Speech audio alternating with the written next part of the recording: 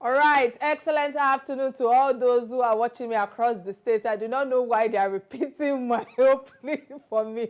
But guys, you're welcome to another interesting episode of Real Talk with Kike. And they say the act of storytelling in Africa is a profound heritage, wavering together with our history and of course our culture and our dreams. Through films, we tell stories that resonate across the globe, showcasing the richness and the diversity of African narrative. Again, I say welcome to another interesting episode of Real Talk with Kike. I remain your executive producer, your convener, and of course, the chief host on this platform. My name remains Kike Atanda-Owo. And of course, I think it's important for us to hear what On This Day Industry segment asks for us. Let's listen and I'll come back to give my 2 cents on it. Stay with me, I'll be right back.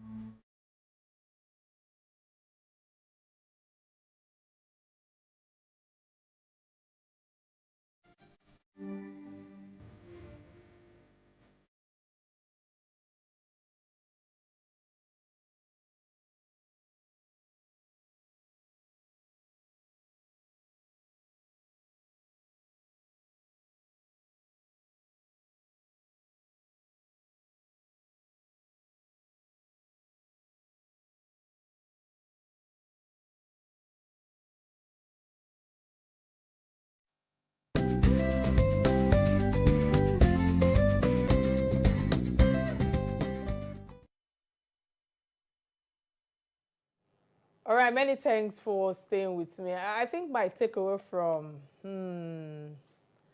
this On This Day in History is the record for everything that we do, because on this day in history, exactly in 2015 to be precise, a tragic event, unfolded in Borno State, where refugees fled rather, following the Boko Haram, massacre in Baga. And of course, the massacre resulted in the estimated of 2,000 deaths, making it one of the deadliest, attack by Boko Haram, and the destruction left over 10,000 people displayed regarding, this issue at hand when it comes to the humanitarian assistance. And I remember also how I read a bit about this because it affected many lives. We continue to hope for peace and resilience in our country or in our community. I think on this note, it's important for us to get a word from my sponsors. When I return, we'll go straight to the main conversation. Stay with me, I'll be right back.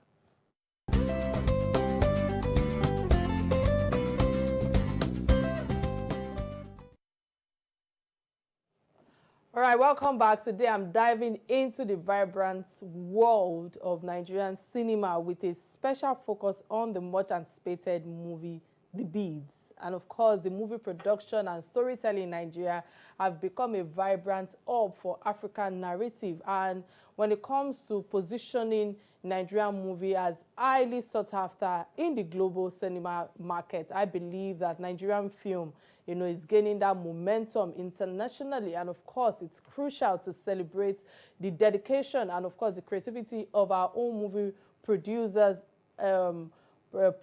directors, and of course actors. And The Beads, directed by the talented Moyinoluwa Ezekiel, exemplify the trend with the exploration, of human emotions and of course the complexity of life. And I believe that this is going to be set to the premiere set on July 12 on Prime Video. And of course, The Beads, invite viewers to confront their own deepest struggles, and of course, when it comes to finding healing. And the premiere promises to be a gathering of industry stars, in terms of their elegant African attire, celebrating the film's release. And our esteemed guests today, include Moyinoluwa Ezekiel that I earlier mentioned. Of course, she is the visionary director known for her own innovative storytelling. Zainab Balogun could not make it. She's a lead actor, or actress, for those who do not understand that actor can be used for both genders, whose performance captures, the essence of the film, emotional depth. And of course, lastly but not the least, is, Akibayo Morakiyo. Many thanks for helping me out there. And of course, he is the producer who have brought this project to life. And our discussion today, my discussion regarding the movie premieres is going to be about the production journey, the importance of promoting African storytelling. Before I think we delve into the main conversation today with my esteemed girls, I think it's important for us to take a look at the trailer. And when I come back, we will be speaking with them. Stay with me. I'll be right back.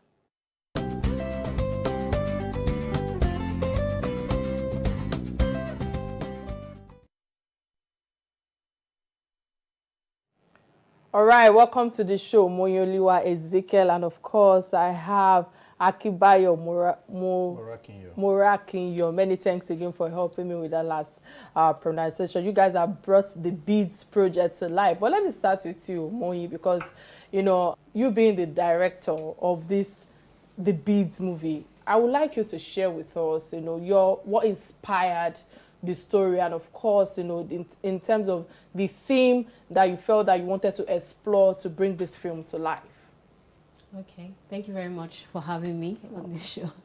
So the Beads, I wrote it actually, so before we even got to directing. So in the process of writing, I just had how we have so many experiences in life where we're in a particular position in life where if we don't learn the lesson that we are to learn at that point in time, we don't get to move forward in our decisions, and all. We just keep finding out that every other thing we do keeps taking us back, to us making the right decision. So that was what brought about being caught in a loop, and that was where the inspiration for the story came up from, and I see that experience in my life, in people's life, how it just happens that you just have to make this right decision for your life to move forward, to the dreams and aspirations that you would really want to achieve. So that's where the inspiration comes. All right, before I come to you, Akibayo, I think it's important for me to ask you this because I see my dear Auntie Shafi, we are related, right? And I was hoping that she could be one of the people seated in the studio today. But putting that aside, I feel that, the dynamics of choosing the cast for Nigerian movies have showed that, it's important for us to get the regular cast of people who will drive, the marketing of the show. Do you think that motivated you in terms of what prompted you to use certain cast for this movie? Oh, definitely. Apart from getting people to see the film, it was also important to get people that would actually express the characters and bring them more to life. So it was definitely part of the decisions, to pick this character would work with this, and this character would better, show who and help in telling the story better.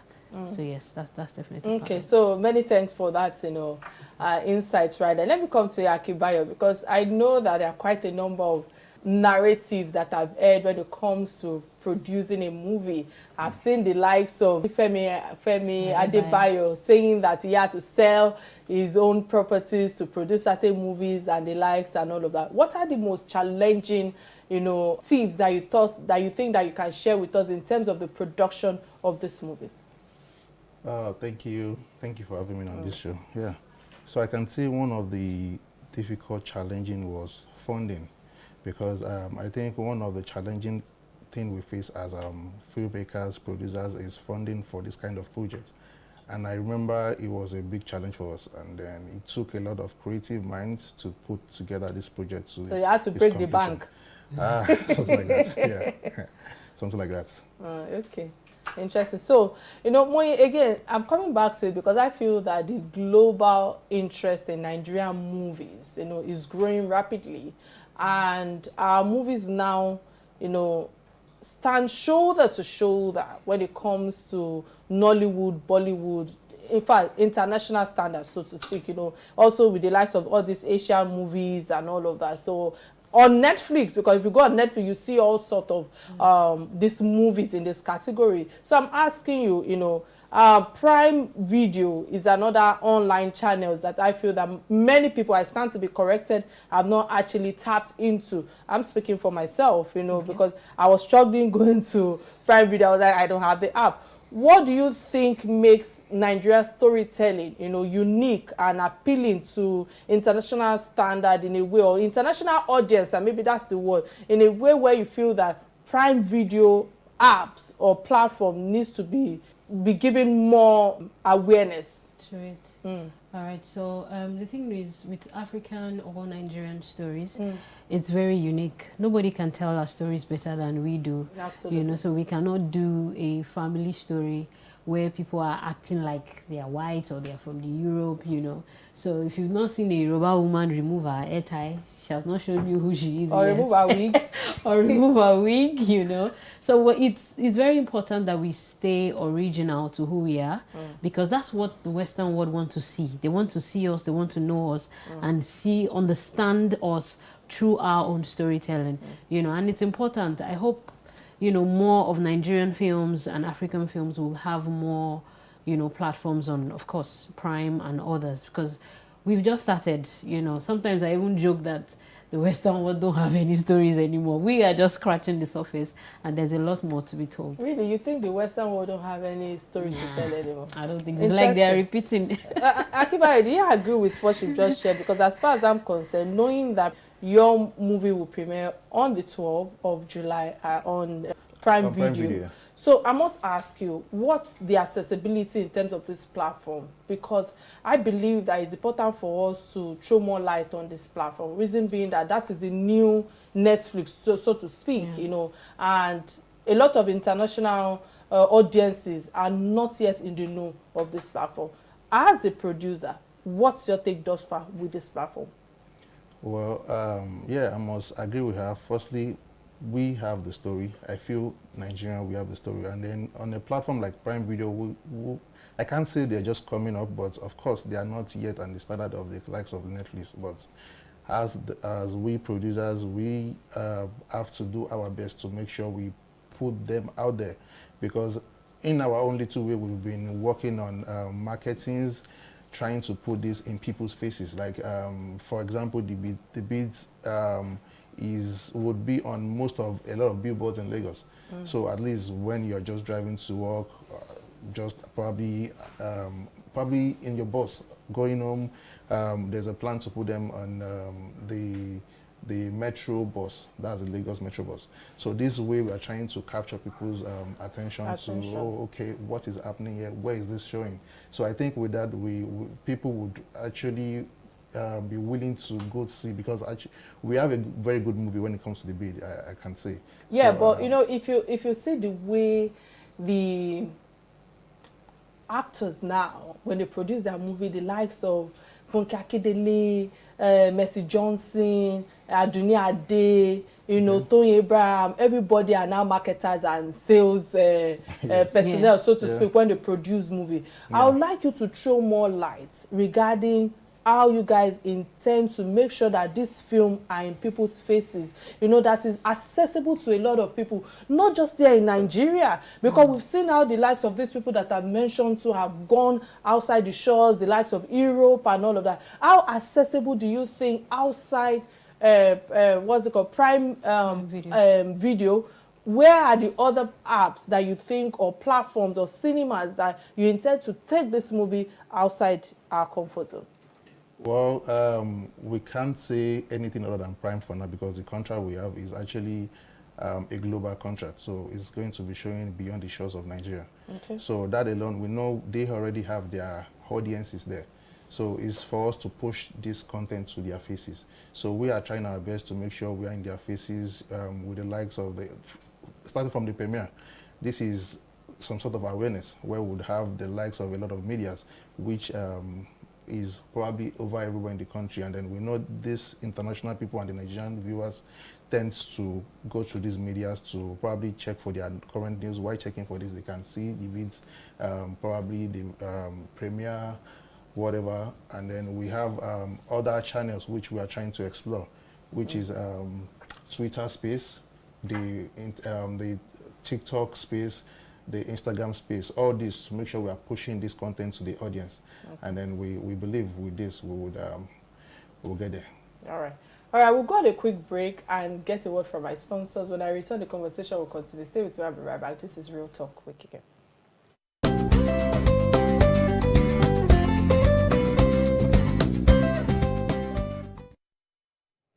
All right, glad to know you're still right there with us. In case you just joined today's show, today's conversation is about the upcoming premiere and production highlights of The Beads. And of course, my guests have been sharing their insights and their experiences in bringing the movie to life. And I want to say many thanks to Moyinoluwa, Ezekiel, and of course, Akibayo for all that you've been sharing thus far regarding to the movie. And of course, don't forget that you can be part of this conversation by calling the studio number 0811-888-88113. It will be showing on your screen right now. And of course, we're streaming live on Facebook, both on Real Talk with Kike platform and on Silverbird platform. And I must say, kudos to you guys with all that you've shared thus far. Of course, I know there's no ease of doing business in this country, but I must ask you, because the film production is evolving with many, or will I say more stories being told by women, you know, and women and about women. And I feel that, you know, your story resonates with the African lifestyle regarding the mentality, our culture, I suppose. So I must ask you, how do you think, or how do you see your directing role contributing to this change that I've just mentioned regarding, you know, women telling stories about women? Because I feel that women go through a lot of challenges, not in any shape or form. How do you think your directing role have contributed to the change of this movie? All right, so the fact that I even have the opportunity you know, to direct, I must thank Akibaya for believing in me, you know, believing in the story, for giving us the opportunity. And we know that it's been said that it's a man's world for years now, you know, it still is. But we're grateful for the opportunity that a lot of women are coming up now to say, you know, to say their stories and their journeys. You know, before, if you watch a love story 10 years ago in Nigeria that was directed by a man, you know, sometimes a lot of women can't relate that. Really? Do we feel like that? Do we really, you know? So a lot of times now women are now coming up to say exactly how we feel, you know, and let the world know. And this is not just about men, but just letting the world know from the perspective of a woman how we really do see life and our experiences too. So yes, hopefully another young lady there is encouraged that a lady directed this film and can also dream, you know, to also be a director or writer, producer, you know, and can also be inspired by Akibayo to also say, okay, I can also do this too, you know, and get an opportunity to tell their own stories. All right, so it's about opportunity being given to women on the table. But putting that aside, with what you've just shared, I must ask you, Moyi, because what future projects do you see yourself involved with that you think that you're excited about? And the reason why I'm asking this is based on your submission right now regarding, you know, women being given the opportunity, because I feel that the landscape of African film making industry is changing in the next few years, or in the last few years. There are quite a number of women who are doing quite a lot. So what's your take thus far with this question? Okay, so yes, I believe that a lot of more women would definitely come on board. You know, there was even a production I saw that they were all women, cameramen, you know, from producer. Yes, they were all women. So yes, a lot of women would definitely come in. Even my next project is still about a woman. Interesting. You know, so definitely more stories will be told. More stories. As I said, we're just scratching the surface of storytelling when it comes to Africa and Nigeria. And a lot of women are coming in. Even there was a project that I was on, and I had the famous Jide Kosoko I introduced myself and I was like, good morning, sir. The director was like, again? I just left the set and the director was the woman. What's happening here? So we're coming, you know, and we are here. We are not just coming. We're here. We're present. All right. Yeah. Coming to you, Akibayo, you have to deal with women. We're here already.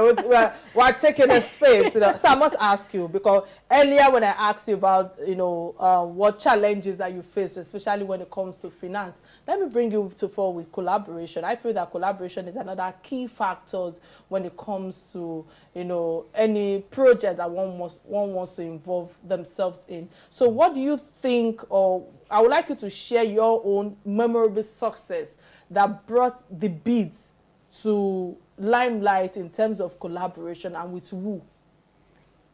Well, I can't say there was any significant collaboration in terms of funding, but I can say collaboration in terms of the teams I worked with. Okay. Because if not for them, I don't know how I would have put this together.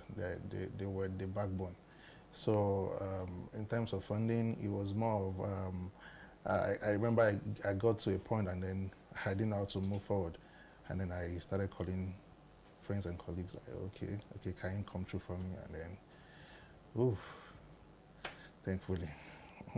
We made a movie. All right, you made a movie. Let me kind of take you further a bit, because I know that with what you've just said now, okay, you might not have any collaboration in terms of the monetary aspect and all of that, but you know, there are some brands who would have supported one way or the other, you know. And the fact that you mentioned, you know, your colleagues, you know, actors and the likes, I've heard so many, I would like you to correct me if I'm wrong. Okay. I've heard so many, allegedly, that, you know, sometimes you people bring these people on board and not really pay them like that, you know. Hence the reason why some movies do not do well, because they do not put their all. Do you think that some collaboration can be a downfall to a movie? No. When you don't give them the right incentive or payments to these actors, thinking that, okay, the collaboration, that is a win-win for both. You know how it works. They say, for you featuring in my movie, I'm showcasing you already, I'm doing this. So is that a collaboration you think that most people do, not necessarily this project?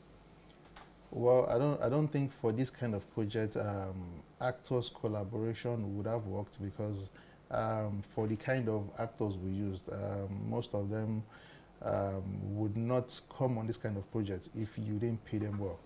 So yeah, collaboration would have worked if I think there's room for collaboration, yes. But in this project, this is one of my biggest projects, like my first biggest project. So, and then I think coming into this project, I sourced for funding. So you were prepared. You had a lot of savings. Not like I was. You didn't have prepared. to sell properties. Not like I was prepared. I was semi-prepared. Yes. Yeah. But you know how production can be. We have planning, we have budget. But sometimes get into the production itself, and then you figure out that there some things come up unplanned, and then these things chop into your budget, and then you see yourself finding a way out of it, and then you see yourself, like I remember this project, we got to this, like I said earlier, we got to a stage and then we've spent more than our budget. I had to start calling colleagues. Like if we had gone with the initial budget, probably I wouldn't be calling people because I had the money saved. But when we got to that stage, there was no more money, and then I had to start calling people like, okay, I need you to come through for me. This is the plan, this is the plan. And then, oh, they saw into the vision, they keyed into the vision, and then they came through for me. And then we had the bids. Okay, well done. So, Moyi, I'm coming back to you because, you know, I would like you to throw more light on the role of digital platforms. I feel that that's the new DVD, CDs, you know, the era of DVD and CDs are no longer in play right now, you know. So these platforms have taken the limelight, so to speak, when it comes to the likes of Prime Videos, Netflix, you know, promoting African cinemas to a global audience. What's your advice, you know, for these platforms? Do you think that we also need women? Now, I'm bringing women on board in terms of creating an app, you know, that could even challenge Netflix. How do you think they can go about it? Well, anything is possible now because of the digital platforms. Like another thing that Netflix and Amazon and all these other digital platforms has done is that if you have your money, you can make your movie and come to us, at least make quality content.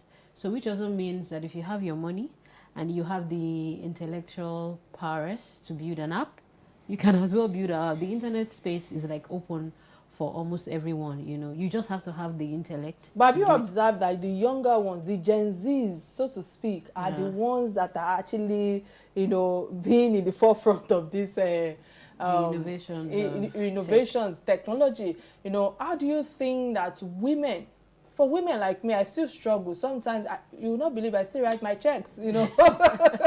Yeah, guys, I still write my checks. So how do you think that women, you know, there's a reason why I'm showcasing women right now. Women need to kind of, you know, how do we create more awareness for them in terms of this technology coming to stay, and how we can actually use it to, you know, generate revenue for ourselves, even in your own comfort zone? The truth is there are many opportunities already online. There are even free opportunities to learn. You know, so it's women that should open themselves up to those opportunities and go for them. There are even opportunities that will even give you grants and say, come and learn. And if you can do it well, we will give you a grant. So we have a lot. So why you even say you're still writing your check? It's still about not being convenient enough to open up. Yeah, well, I've joined the banking app. Oh.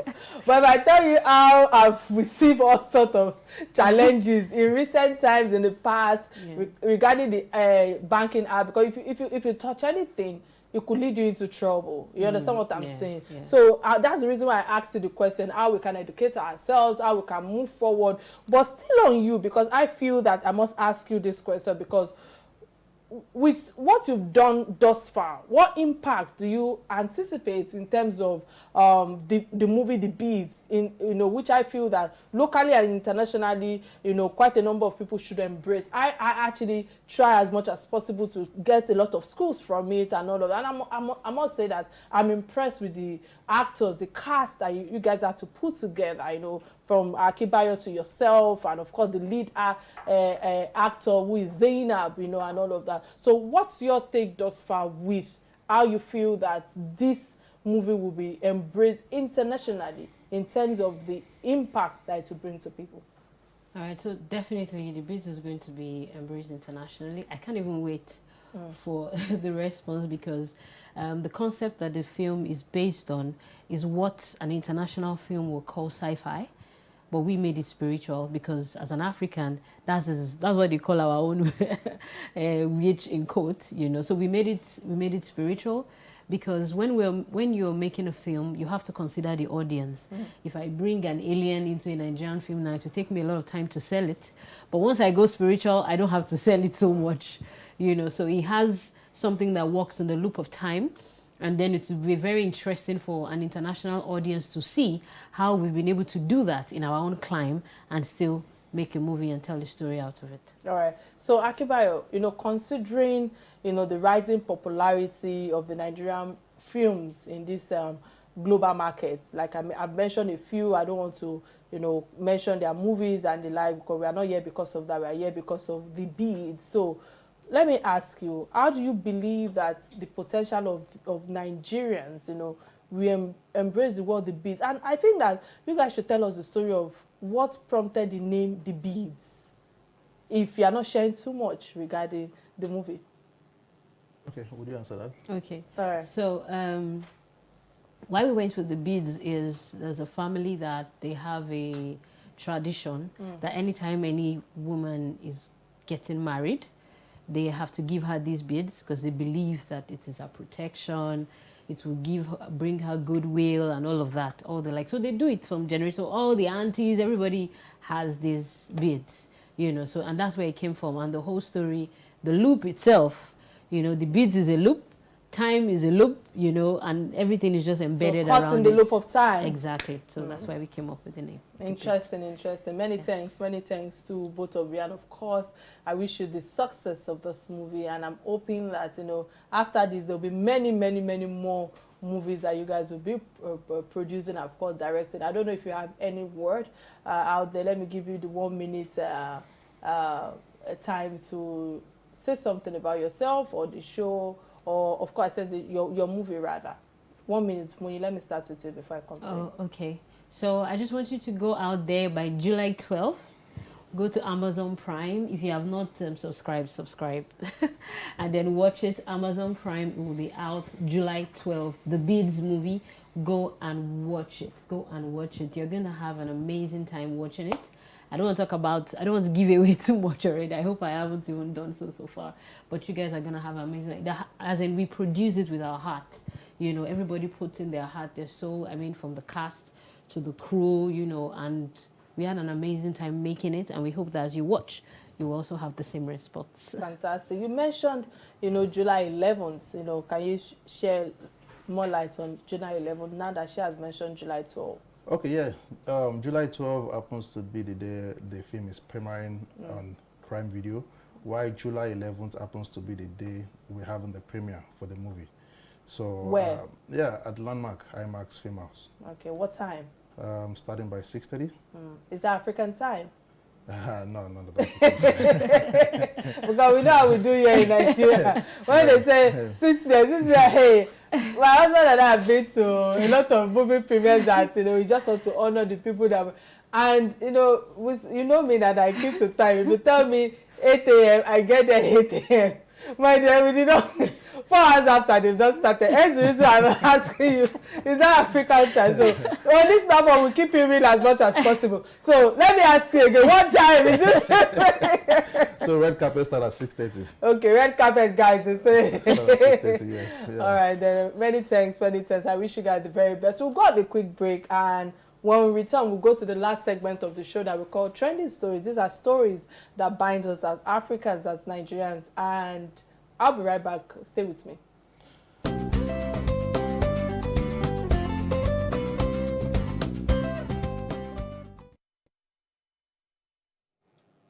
All right, many thanks for staying with me. I think this is the part where I have an opinion as a host and as a producer. And the first trending story that I will be taking today is about a man that climbs an Abuja mast, you know, demanding, you know, the government's action on national issues. And let me quickly give my submission before I come to my guest, because I just feel that the story of a yet-to-be identified, you know, man who climbed rather, you know, a mast in at the hilltop in Abuja. I think Katampa or something like that, or Katampe, or, you know, demanding solutions to Nigerians, you know, pressing issues, is a stark reminder of the social economic challenges many Nigerians are facing today or are faced daily. Because he wrote a letter, and the handwriting, as we can see on TV right now, that, you know, that is writing this letter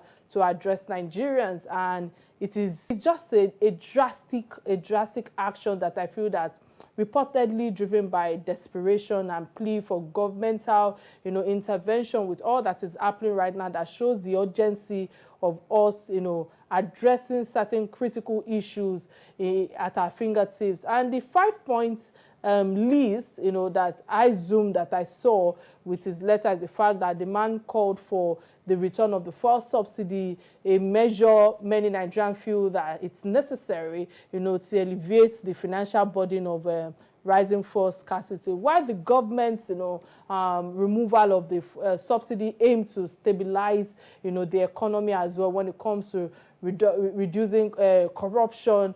And it has, you know, kind of disproportionately, you know, affected the average Nigerians when it comes to leading all the issues that we are facing when it comes to transportation, when it comes to goods and costs. So I just feel that there must be a balanced approach, possibly reintroducing the targeted subsidies and implementation in terms of alternative relief, you know, in terms of the measures and how it can also ease the burden while maintaining economic reform. So I just feel that the call for a state or emergency in a state, you know, that insecurity have brought quite a number of voices, the likes of Zamfara, Sokoto, Kebbi, you know, Katsina, Niger, Kaduna, Borno, you know, highlighting all these critical need for robust security measures. So I'm asking now, because the reason why I'm actually also bringing this to fall is because I feel that the government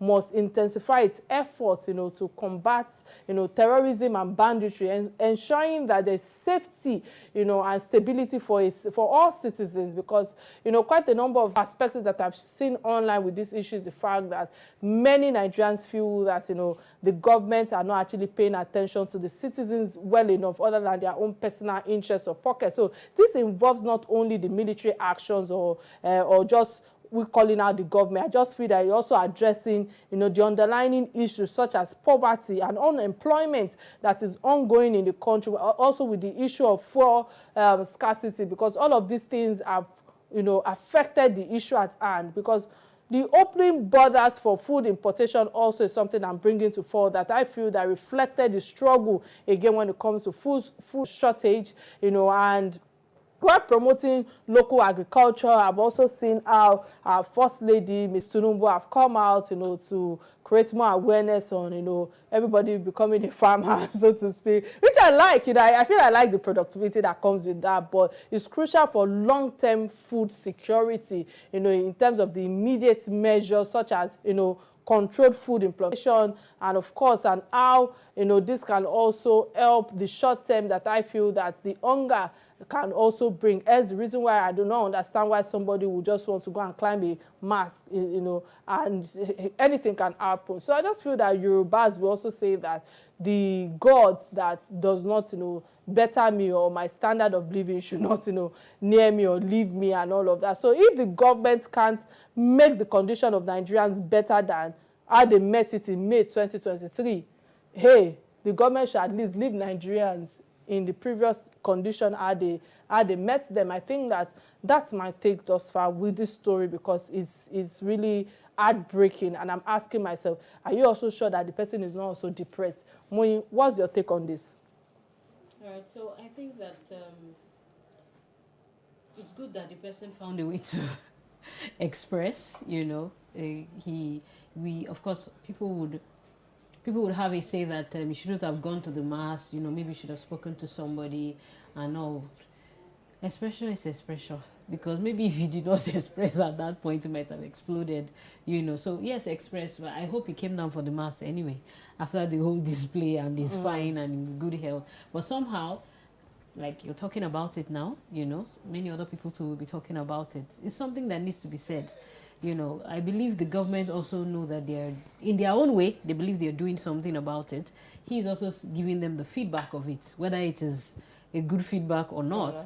But as the more we talk about all these things, some way as a country we can find our part and then make it better in the best way we know how to. All right, many thanks. The second trending story that caught my attention again is the federal government that has suspended taxes on maize, on wheat, on rice and other staples for 150 days. And again, before I come to Adebayo for his own submission, let me quickly say this, because I feel that the federal government's move, to suspend taxes on maize, rice, like I said earlier, and all of that, is a big win for Nigerians. With the way prices, have been skyrocketing, the decision should help to some extent when it comes to food, a little bit in terms of the affordability for everyone or every daily consumption. But this, I think there's a timeline to it, I think in 150 days, because a lot of people have been struggling to put food on their table. So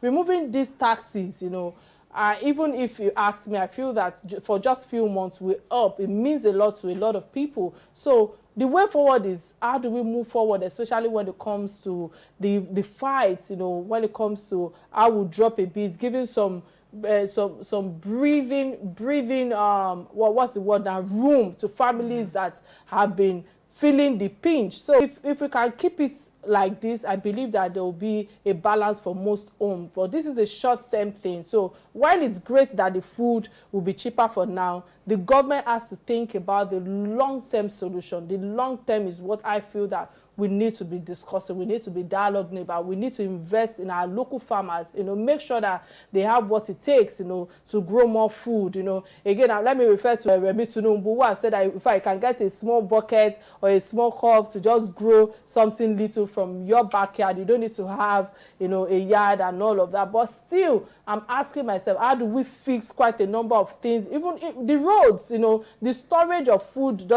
is not something that we need to joke about when it comes to the market. And I feel that also what is important for me to also throw light on is the fact that the government also needs to handle the bigger issues that make food expensive in the first place, because things like this, I'm asking myself, you know, insecurity in farming, you know, I've mentioned how quite a number of, you know, issues have cropped up with farming on this platform, the poor storage facility that needs to be sorted out quickly. And I feel that farmers need to also be able to grow and transport their food safely and easily, that, you know, that can help the global market, so to speak, in terms of how it affects the food prices and all of that. So diversifying is another thing that I feel that will help this economy, and investing in other sectors besides the oil that everybody is throwing all their energy into, in terms of us trying to look for how less vulnerable that all these prices can change. So encouraging innovation. I know that on this platform today, you know, we've spoken about the technology, the innovation, and I feel that innovation too also needs to come to agriculture and supporting local businesses that can help build a stronger and more stable economy. Adebayo, in 30 seconds, what's your take thus far with this? In 30 seconds, we need to go. They started running commentary in my ears. Okay, so I'm still trying to understand the reason behind taxes on product that we currently have here. Maize, I think, is a Nigerian product. So, but I just feel like the government needs to take intentional efforts to listen to the outcry of the Nigerians, because it's really hard out there. It's really hard out there. All right, many thanks, many thanks. It's truly, truly a difficult time out there for many people, very challenging. With that, we've come to the end of another edition of Real Talk with Kike. And indeed, we had an awesome show, caused our resourceful guest, Ezekiel, and of course, Adebayo. Many thanks, many thanks. Morakinyo. I deliberately wanted to pronounce that again. Many thanks again for coming on the show today. Kike. You know, and I wish you guys the very best in the premiere of your movie. And of course, I'm looking forward to many other movies after that, especially you. You better come and be director. All right, bye guys. Remain kind to one another. Thank you.